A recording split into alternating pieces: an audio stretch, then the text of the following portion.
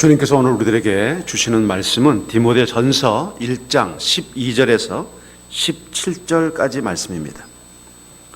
제 성경으로 337쪽입니다.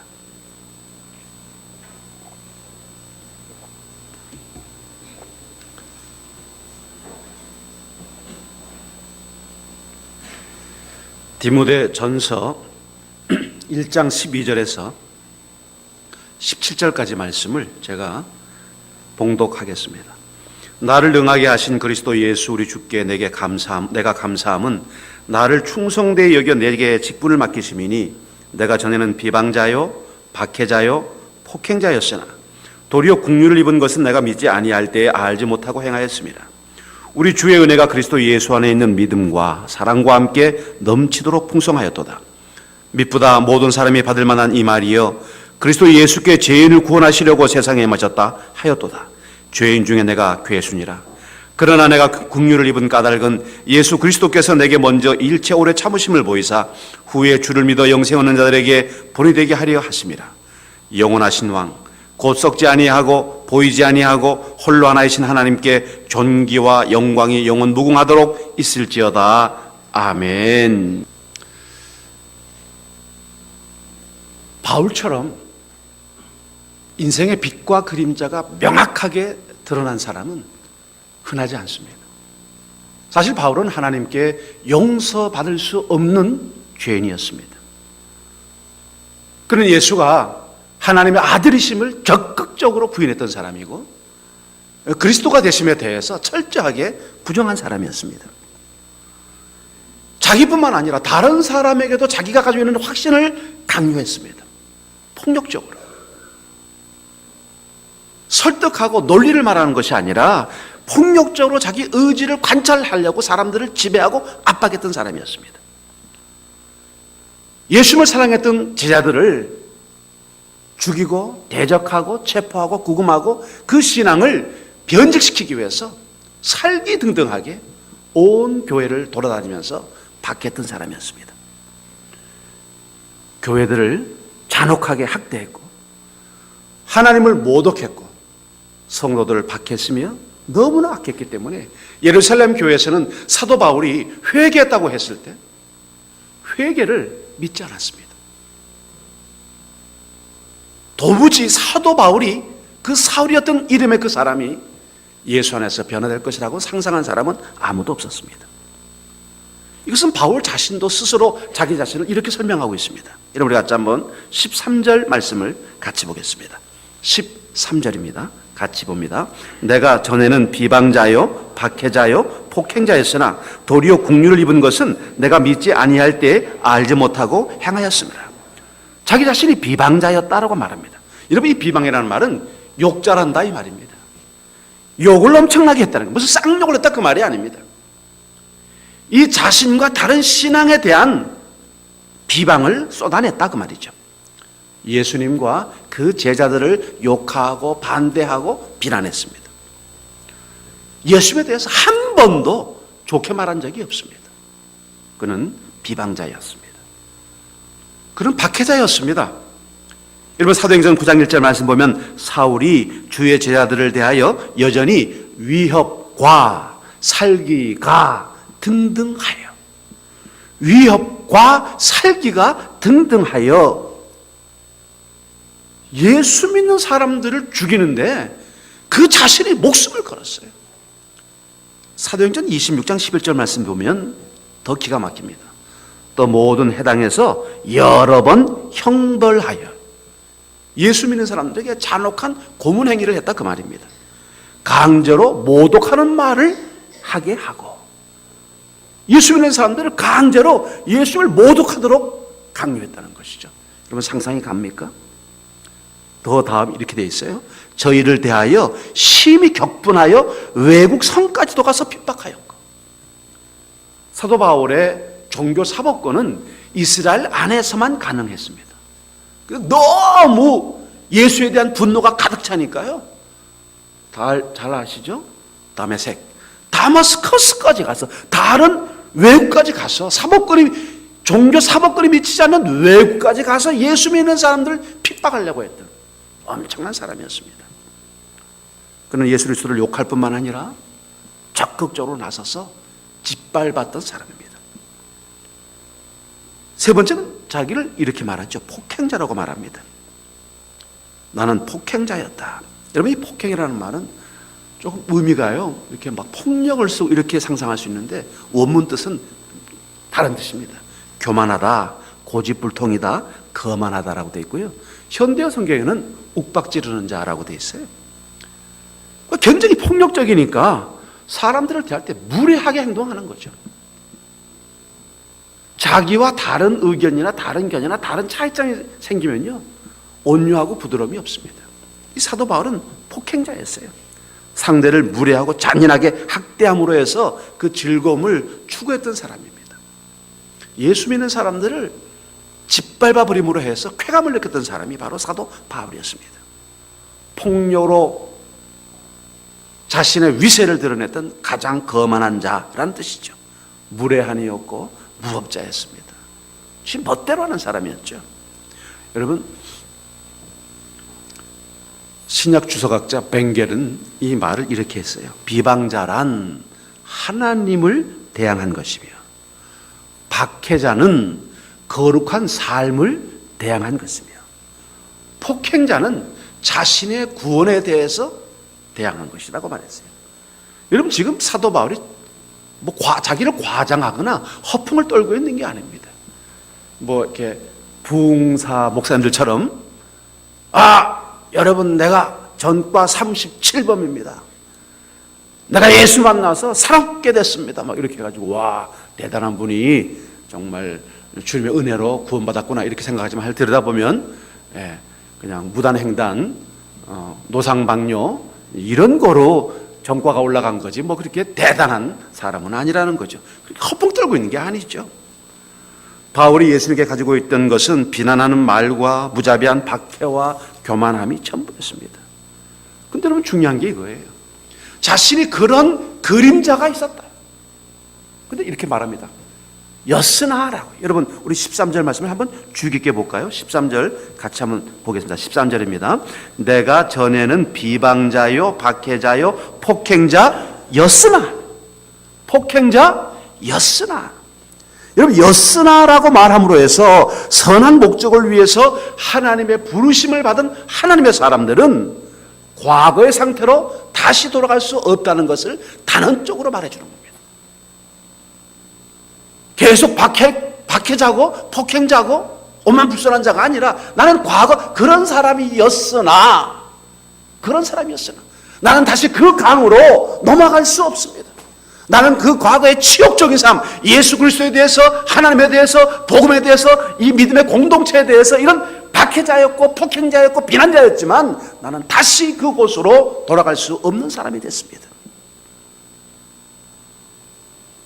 그래서 자기 마음속에 있는 자기 상태를 얘기하는 거예요. 뭐냐? 현재 여전히 자기 자신이 어떤 사람이냐? 여러분, 자기 자신을 죄인 중에 괴수라고 하고 있습니다. 우리 같이 한번 15절 말씀을 같이 보겠습니다. 15절입니다. 15절. mit보다 모든 사람이 받을 만한 이 말이여. 그리스도 예수께서 죄인을 구원하시려고 세상에 임하셨다 하였도다. 죄인 중에 내가 괴수니라. 그래, 현재 자기 모습을 보면서 자기를 뭐라고 묘사하냐? 내가 죄인 중에 괴수입니다. 지금 사도 바울이 죄가 향수를 불러일으키고 있습니까?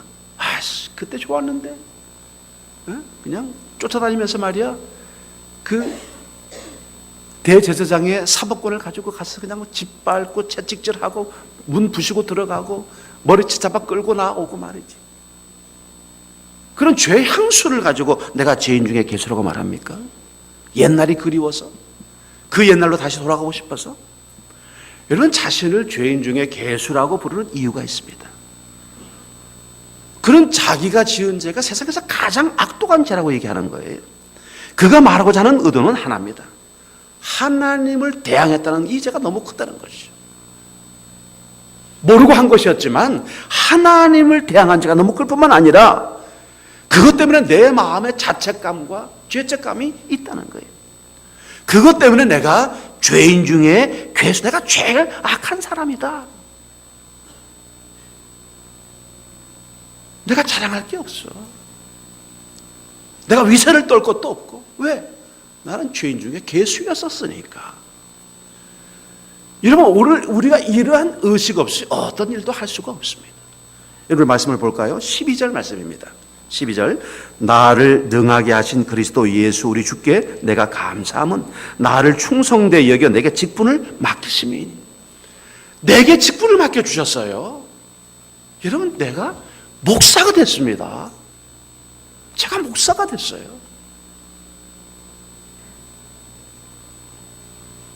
여러분, 하나님이 주신 고상하고 거룩한 직분을 맡으셨어요. 이 직분을 우리에게 주신 이유가 뭘까요? 나를 충성되게 여겨 주신 겁니다. 주님께 나를 충성스럽다고 보신 거예요. 이게 또 얼마나 우리에게 은혜가 됩니까?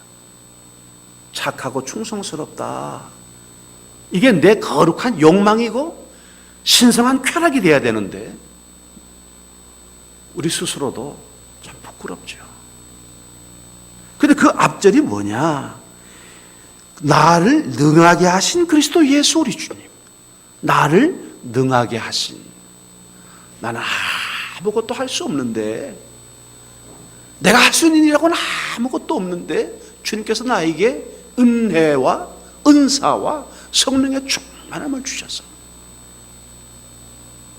나를 능하게 하신 바로 그 주님께서 나를 충성스럽게 여겨주셔서 참 너 작은 일을 맡겼더니 이렇게 잘하는구나. 남들이 별로 중요하지 않게 생각하는 이런 일을 맡겼는데 이게 뭐 물 뜨는 게 이게 뭐 중요한 것도 아니고, 강대상 침 떨어진 거, 유대선 목사님 침 떨어진 거 윤태 목사님 먹을까 봐 또 닦아주는 거, 이것도 뭐 별거 아닌데 뭐 찬양 때 매주마다 나와서 연습하는 거 그거 뭐 일상이지. 교회 다니면 뭐 찬양대가 마땅히 그렇게 해야지. 모든 게 다 탁월하고 특별하고 별난 일이 아닌 것처럼 너무 일상적으로 생각하고 있는데 그 주님께서 너무 귀하고 소중하게 보신 거예요. 사도 바울은 지금 이걸 얘기하고 있는 겁니다. 오늘 내가 죄인 중에 개수입니다. 그런데 나에게 이 직분을 맡겼다고 했을 때 나는 이 주신 은혜와 이 직분에 대해서 감동할 수밖에 없고 감격할 수밖에 없고 죽도록 충성할 수밖에 없다. 그래서 여러분 결국 딱 두 가지예요. 은혜를 알고 사는 사람은요, 주님 앞에 충성하고 싶어서 미치지요. 어떻게 하든지 열심히 하려고 그러고 주님의 마음을 기쁘시게 하려고 하고 공동체, 가족들의 얼굴을 행복하게 만들어주려고 몸부림치죠. 그리고 이 은혜를 모르는 사람, 자기가 죄인 중에 개수, 무슨 소리야? 나처럼 모르는 사람이 어디 있어? 나야 당연히 받을 걸 받은 사람이지. 은혜가 떨어진 사람, 은혜가 충전되지 않은 사람, 은혜의 시효가 말로 되고 메마르고 막막한 사람은요, 이 직분에 대한 감사가 없죠. 자신이 죄인이라고는 자의식이 없어요. 늘 의롭죠. 그러니까 은혜를 누리는 예배도 삶도 우리 안에 경험될 수 없다는 얘기예요. 오늘 사도 바울이 15절에서 내가 죄인 중에 개수입니다라고 말했을 때 자기 자신을 모든 사람들 중에서 가장 악한 사람이다. 난 이런 사람이었어. 그러나 오늘 우리가 이런 죄의식 없이 하나님 앞에 설 수 있는가라고 했을 때 결국 그 죄의식은 우리를 뭐로 덮어주느냐? 은혜로 덮어준다는 거죠. 나에게 은혜가 있는가? 주님 은혜입니다. 내가 여기 예배에 와 있는 것도 은혜입니다. 주님을 찬양하고 노래할 수 있는 게 은혜입니다. 나 같은 죄인에게 이 직분 주신 거 은혜입니다. 사랑하는 우리 가족 여러분, 은혜를 누리고 체험하고 경험하고 이 순간순간마다 은혜가 절감되지 않으면요, 정말 진짜 죄수가 되고요, 진짜 죄인이 되는 겁니다. 은혜를 누리면 내 깊은 속에 그 죄인에 대한, 그 죄책에 대한 깊은 통찰 속에서 이 모든 게 주님의 십자가의 은혜라고 하는 것이 절감될 수밖에 없고요. 나는 낮아지고 주님은 높아질 수밖에 없는 것이죠. 우리가 어찌 주님의 은혜를 깊이 통감할 수 있습니까? 사도 바울은 내가 죄인 중에 계수였음에도 불구하고 내가 이 귀한 직분을 맡게 된 이 동기가 뭐냐? 주님을 만났다는 거예요. 내가 만난 예수님이 어떤 분인지를 알았기 때문에 나는 이 새로운 삶을 산다는 것이죠. 바울이 만난 예수 그리스도가 어떤 분이었습니까? 사도 바울이 만난 그 은혜가 어떤 것이었습니까? 여러분 같이 한번 14절입니다. 14절 말씀을 같이 읽습니다. 14절. 우리 주의 은혜가 그리스도 예수 안에 있는 믿음과 사랑과 함께 넘치도록 풍성하였도다. 아멘. 그냥 가슴이요 탁 막힙니다. 14절 말씀에 우리 주의 은혜가 그리스도 예수 안에 있는 믿음과 사랑과 함께 넘치도록 어떻게 됐다고요? 어떻게 됐다고? 풍성하였도다. 누가 풍성하였다고요? 사도 바울만 풍성하면 됩니까? 풍성한 사도 바울만 보면서 우리는 메말라가지고 목이 말라가지고 아니에요. 오늘 은혜와 믿음과 사랑이 풍성하신 분이 나도 풍성하게 해주셨다. 여러분 믿습니까? 나도 풍성한 줄로 믿습니다. 은혜가 넘치도록 풍성했어요. 이것은 이 말이에요. 지나치게 이 말이에요. 네? 과하게 내가 감당할 수 없을 만큼 부어주셨다 그 말이에요. 그래서 하나님의 은혜는 바울의 죄보다도요 훨씬 더 크게 넘친 거예요. 제가 JDM 훈련시킬 때 하는 말 가운데 하나가 있어요. 사람이 다 장점도 있고 약점도 있잖아요. 저도 그런 사람이니까. 근데 제가 하는 말 이런 말을 해요. 야, 우리가 사람이 장점이 있고 약점이 있어서 그 장점을 가지고 사람을 키우고 훈련시키고 제자로 만들고 리더로 만들고 지도자로 만들지만 이거 확실하게 알아들어요. 단점이 장점보다 크면 그 사람 못 쓴다. 주님이 손대기 전에 우리는 절대로 손 못 댄다. 단점이 장점보다 큰 사람은 쓰지 마라. 절대로 쓰지 마라. 우리는 그거 감당 못 한다. 사도 바울은 자기가 죄인의 죄수 중에 괴수라고 그랬어요. 우두머리라고 그랬어요. 근데 그 은혜가 이 죄보다 훨씬 더 크게 임한 거예요. 오늘 우리가 여기 있는 이유가 뭐냐? 주님이 주신 은혜가 내 죄보다 훨씬 컸기 때문인 줄로 믿습니다. 바울의 죄는 하나님의 은혜 속에 다 덮여질 수가 있었어요. 은혜 속에 죄를 찾아볼 수가 없었던 거예요. 예수님의 십자가의 은혜와 이 믿음과 사랑이 하나가 돼가지고 바울에게 온통 부어진 거예요. 여러분 뉴 잉글리시 바이블에는요 이걸 이렇게 번역을 해놨습니다. 너무 생생하죠. 우리 주님의 은혜가 가슴이 뛰네요. 우리 주님의 은혜가 내게 너에게 남김없이 부어져서 그리스도를 믿고 사랑하게 되었다. 주님의 은혜가 나에게 남김없이 부어졌어. 가차없이 부어졌어요. 넘치도록 부어졌어. 이것 때문에 내가 예수를 믿게 된 거예요. 넘치는 풍성함을 맛보게 된 겁니다. 사랑하는 여러분, 주님의 풍성한 은혜 속에서 예수님 사랑 절감하는 여러분들 꼭 되시기를 바라겠습니다. 두 번째 사도 바울은 자신의 은혜가 무엇냐? 15절입니다. 우리 15절 같이 봅니다. 미쁘다 모든 사람이 받을 만한 이 말이요.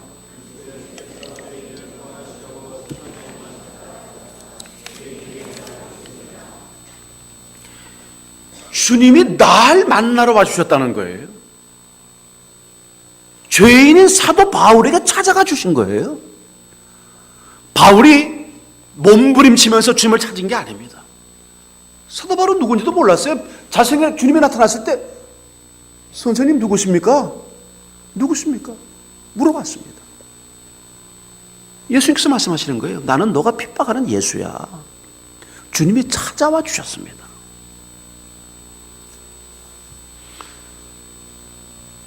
이태리 집회 가서요.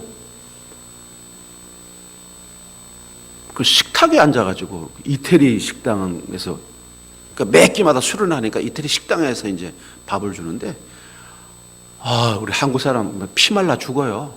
1시간 40분 동안 줘요. 식사 시간을 2시간 동안 하면 우리는 한국 사람은 20분 동안 밥 먹고 1시간 40분 동안 짝 모임 해야 되는데 짝기도 해야 되는데 식탁에 앉아서 1시간 40분 앉아 있는 거예요. 하나나 하고 끝나면 또 하나나 하고. 그게 뭐 밥을 기다려야 되니까 참 얘기가 많아지잖아요. 제가 제가 전도한 사람 얘기를 했는데 우리 간사가요, 목사님 그 손자가 왔다는 거예요. 그 아들들이 왔다는 거예요. 봤더니 날 전도한 내 친구의 손자가 거기 와 있는 거예요. 미국에서 전도사하고 한 친구 대학 다니는데 그 두 애가 와 있는 거예요. 저도 깜짝 놀라고요. 걔도 깜짝 놀라고. 너무 반갑더라고요. 왜? 날 구원시킨 이 매체의 손자니까요. 그렇게 반가울 수가 없더라고요. 그러니까 붙은 게 아니라 얘들은 조금 당황하면서 기뻐하더라고요. 그래서 정말이냐고 말이에요. 여러분, 저를 전도한 사람의 손자를 만나도 그냥 너무 기뻐가지고 제가 막 안아주고 그랬거든요. 아니, 주님이 찾아와 주셨어요. 직접 날 찾아와 주신 거예요.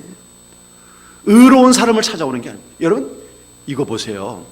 교회에서요, 의롭다 하는 사람들이 있잖아요. 막 자기가 뭐 믿음이 대단하고 막 의롭고 자기가 뭐 최고로 열심히 하고 니까지 것들이 뭐 이런 사람들 있잖아요. 뭐 저희는 볼 수가 없지만 한번 다음 주에 한번 다른 교회 가서 한번 보세요. 그런 사람들 보면요, 특징이 하나 있어요. 특징이 있어요. 예수님이 없어요. 예수님의 영이 없습니다. 그런 사람들 보면 성령이 없어요. 무슨 저기 서당의 훈장 같아요. 뭐 따지고 꼬집고 뭐 이런 것만 할 줄 알지요. 예수님의 무슨 은혜라든가 뭐 예수님의 뭐 영이라든가 이건 전혀 없습니다. 이 얘기를 보면 도대체 이 사람이 예수가 있는 사람인가? 완전히 심령이 메말라가지고요. 뭐 대화가 통할 수가 없어요. 사업 얘기하면 잘 통하지. 예수 얘기는 할 게 없습니다. 나는 의로운 사람을 부르러 온 것이 아니라 죄인을 부르러 왔다. 똑똑하고 잘난 체하고 어렵다 하는 사람은 예수님과 아무 관계가 없는 사람입니다. 인자에 온 것은 잃어버린 자를 찾아 구원하려 함이라고 주님 말씀하셨어요. 여러분, 우리 이상건 박사님이 그 주석에다 이렇게 써놨어요. 현대 교회의 최대 위기는 바로 죄악감의 결핍에 있다. 누구도 자기를 죄인이라고 생각 안 하고 의롭다고 생각하니까 이게 현대 교회의 위기라는 거예요. 의로운 사람들만 가득 차가지고 말이지 뭐가 어떻고 뭐가 어떻고 따지기만 해대고 있지 그 똥 치우고 오줌 치우는 건 안 한다는 거예요. 주님이 필요한 사람은 스스로 죄인이라고 하는 사람, 바로 그에게 주님이 찾아와 주신 거예요. 날 찾아와 주신 거예요. 내가 죄인 되었을 때 이게 우리의 삶을 획기적으로 바꾸게 된 동기가 되는 겁니다. 더 중요한 게 있습니다. 우리가 여기 이렇게 오랫동안 앉아있을 수 있는 비결이 뭐냐? 16절입니다. 우리 16절 말씀 같이 봅니다. 16절. 그러나 내가 긍휼을 입은 까닭은 예수 그리스도께서 내게 먼저 일체 오래 참으심을 보이사 후에 주를 믿어 영생 얻는 자들에게 본이 되게 하려 하심이라. 뭐 하셨다? 오래 참아주셨어요. 오래 참아주셨어요.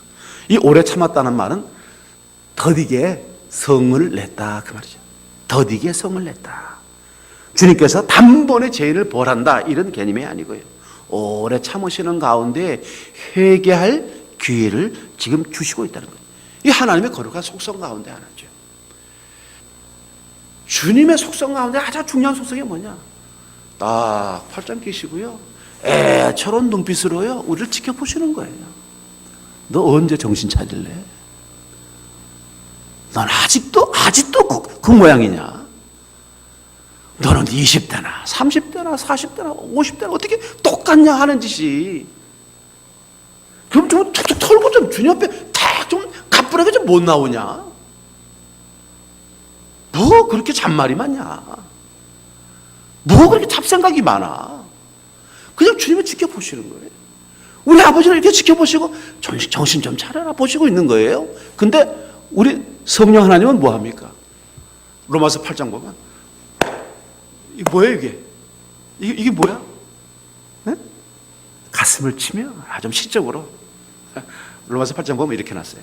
탄식하며 아이고 저건 어떻게 저렇게 나이값도 못하고 저건 어떻게 직분값도 못하고 저건 어떻게 연륜값도 못하고 내가 준 은혜는 다 어떡하고 저거 도대체 저러가고 있나? 아이고 이게 이제 성령께서 하시는 일이에요. 주님께서는 어떻게 하십니까? 여기 16절 말씀 보니까요. 그래 내가 안다. 내가 살아봐서 알지. 나 3년밖에 여기서 못 살았지만 네 꼬라지 내가 다 알아. 주님께서 뭘 보였어요? 내게 먼저 일체 오래 참으심을 보이사. 주님은 정말 참아주고 계시는 거예요. 목사도 잘 참아야 되는데 사실 저는 뭐 잘 못 참았어요. 여러분들이 저에 대해서 잘 참아주니까 제가 목사로서 사실 하는 거지. 참 저는 은혜지요. 예배가 끝난 다음에 목사님이 이제 교인들을 환송하잖아요. 그러니까 밖에서 이렇게 교인들 잘 가라고 이렇게 하니까 한 교인이요 목사님께 이제 말을 하는 거예요. 목사님 오늘 설교가 너무 좋았어요. 이렇게 얘기를 한 거예요. 목사님이 이제 웃으면서 말을 하죠. 아유 제가 뭐 한 건가요? 성령님께서 영감을 주신 거죠. 성령님께서 하신 거예요. 그랬더니 교인이요 딱 손을 놓으면서 그러는 거예요. 아이 그 정도로 설교가 좋진 않았어요. 아유 그냥 죽여버리고 싶어. 우리가 죄를 지을 때 주님이 우리를 직결 심판하는 게 아니에요. 당장 뭐 끝을 보겠다고 말씀하시는 분이 아닙니다. 오늘 주님께서 우리에게 늘 회개의 기회를 만들어 주시고 은혜를 베푸시고 있어요. 여러분 그래서 나부터 정신을 차려야 되겠다 생각하는 거예요. 주님은 날 향해서 오래 참으시는 분입니다. 주님의 마음을 아는 여러분 꼭 되시기를 바라겠어요. 그래서 이 결론적인 부분이 뭐냐? 주님이 어떤 분이었냐? 12절이에요. 여러분 12절 읽습니다. 나를 능하게 하신 그리스도 예수 우리 주께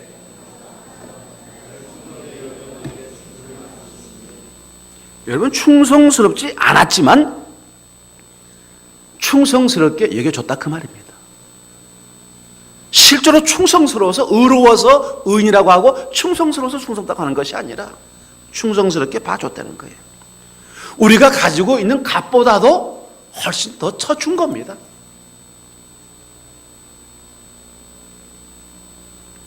이게 바로 하나님의 역설적인 은혜고요. 반어적인 사랑법입니다. 그렇지 않지만 주님께서 우리를 그렇게 인정해 주신 거예요. 사랑스럽다고, 충성스럽다고, 헌신적이라고. 사도 바울이 죄인의 괴수였습니다. 자기를 충성스럽게 하는 그 주님을 만났을 때 그의 삶은 변화될 수밖에 없었어요. 디모데전서 1장 13절에서 내가 전에는 회방자요 핍박자요 박해자였으나 도리어 국률을 입은 것은 내가 믿지 아니할 때에 알지 못하고 행하였습니다. 여러분 사도 바울은 기독교회의 공공의 적 1호였습니다. 바울이 예수님을 거절한 것은 그 자신이 가지고 있는 무지와 불신 때문이었어요. 그러나 여러분 무지가 하나님 앞에 변명이 될 수가 없습니다. 고의로 하는 것보다 면제는 될 수 있지만 무지도 죄인 것은 분명합니다. 어떤 경우에는 무지가 비록 죄를 없이 할 수는 없지만 죄를 가볍게 할 수는 있겠죠. 그러나 무지한 것, 무식한 것, 하나님의 말씀에 대해서 무식한 것, 하나님의 마음에 대해서 무식한 것도 죄일 수 있다는 이야기입니다. 누가복음 12장 48절에서 알지 못하고 맞을 일을 행한 종은 적게 맞으리라. 알지 못하고 맞을 일을 행한 종은 적게 맞으리라. 무릇 많이 받은 자에게는 많이 찾을 것이고 많이 맡은 자에게는 많이 달라 할 것이다. 오늘 주님께서 우리에게 많은 은혜를 주셨고 직분을 주셨어요. 많이 주신 거면 그 많이 주님께서 달래는 거죠. 주님은 이 15절의 말씀처럼 죄인을 구원하시려고 세상에 오셨습니다. 예수님께서 죄인 중에 괴수인 이 바울을 구원하기로 했다면 어떤 사람도 구원받지 못할 사람은 없을 겁니다. 바울은 괴수였던 사람이 아니라 괴수였었어요. 괴수이라라고 딱 잘라 이야기했습니다. 죄의 극악성을 드러내고 그 은혜가 그를 덮었다는 것을 말씀해 주는 겁니다. 가장 극단적인 죄인이 가장 위대한 사도가 됐습니다. 하나님의 가장 최고의 적대자가 하나님의 최고의 지지자가 됐습니다. 이 양극의 극을 달리게 하신 예수님이 우리의 삶도 그렇게 하실 줄로 믿습니다. 나는 누구였습니까? 나는 누구였습니까? 나는 어떤 사람이었습니까? 나는 과거에 어떤 사람이었습니까? 주님을 어떻게 대했습니까? 어떻게 행동했습니까? 복음에 대해서, 교회에 대해서 뭐라고 말했습니까? 그러나 오늘 사도 바울은 17절로 찬양의 노래를 올려드립니다. 우리 17절 말씀으로 우리 신앙 고백을 하도록 하십시다. 17절 같이 읽습니다. 영원하신 왕, 곧 썩지 아니하고 보이지 아니하고 홀로 하나이신 하나님께 존귀와 영광이 영원 무궁하도록 있을지어다. 아멘. 만세왕, 곧 썩지 아니하시고 보이지 아니하시고 혼란하신 하나님께 존귀와 영광이 세세토록 있을지어다. 영원 무궁하도록.